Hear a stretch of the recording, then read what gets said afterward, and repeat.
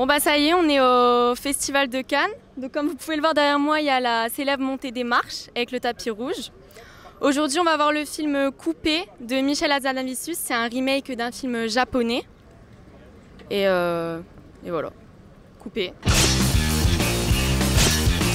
On a été voir un film qui, pendant sa première partie, c'est un tournage d'une série Z, une série de zombies. Et ensuite, ça a mi-chemin entre le documentaire sur comment s'est tourné le film. Et c'est surtout une comédie.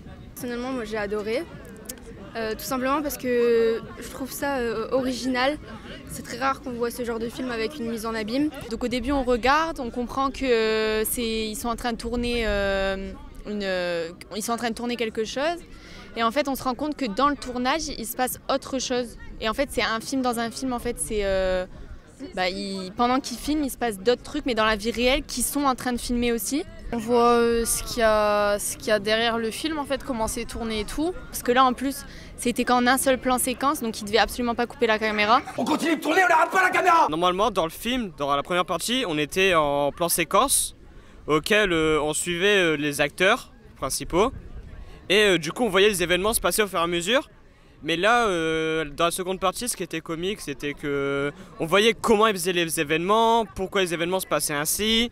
Et on voyait qu'il y avait plein de difficultés. La première partie, je la trouvais plus drôle que gore.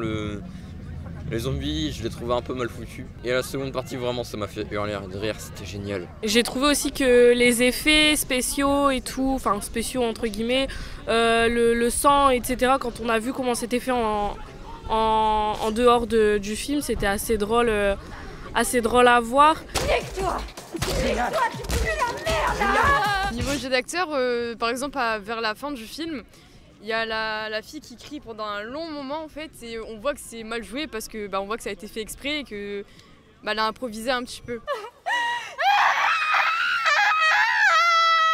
C'est ce que les acteurs nous ont fait ressentir avec un manque de jeu où même le réalisateur intervient dans la scène. Tu me fais chier depuis le début des répétitions, alors maintenant tu fermes ta grande gueule de con! Pour moi, les moments surtout qui m'ont fait rire, c'est les moments de gêne. Pourriture zombie, je vais tous vous ouvrir le cul! Certains vont peut-être pas comprendre le film en lui-même puisqu'il y a des moments gênants et pathétiques, mais c'est justement l'effet recherché. Même par rapport au maquillage, etc. Tout à l'heure, Victor, il disait que c'était mal fait, que les zombies étaient super mal représentés.